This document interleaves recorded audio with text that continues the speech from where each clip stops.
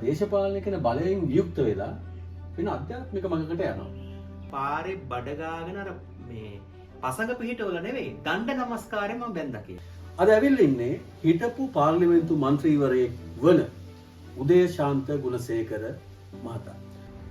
රජකමට ගියා. මොන බලය ගත්තා? මේ ලෝකේ ලොකුම කෝටිපතිය වුණා. සත්ත පහක තඹ දුයිත්තක වටිනාකමක් නැහැ.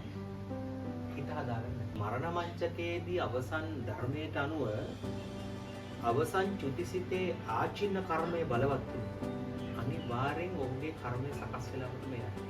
ඔය මහා සෑය වගේ පිළිම හැදුවේ පරාක්‍රම සමුද්‍රය වගේ මහා සමුද්‍ර හැදන්න සංස්කෘතික ධාරාවෙන් ලැබුණු ආධ්‍යාත්මික ප්‍රවේශය, ධර්මයෙන් ලැබුණු ප්‍රවේශය, එදා කල හිටිය මහරහතන් වහන්සේලාගේ ලැබුණු ප්‍රවේශය අතිශය වැදගත් රජකමක්.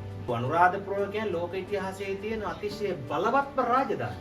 ඒ කියන්නේ රජවරු 194ක් රජකම් කළා තියෙනවා.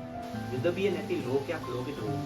ඒකට එකම මඟ නේබ ප්‍රචාරය. මේ සඳහා මෙදියත් සම ලංකාවේ ඉන්න හැම කෙනෙක්ම ඉල්ලන්නේ.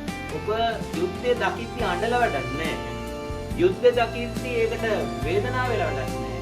ගැටුම් දැක්දී බෝම්බ ප්‍රහාර දකිද්දී ඒකට කම්පා වීම විතරක් වැඩක් නැහැ. කඳුළු හල වැඩක් නැහැ. වහවහ කරන්න ඕනි මෛත්‍රිය පැතිරීම, කරුණාව පැතිරීම.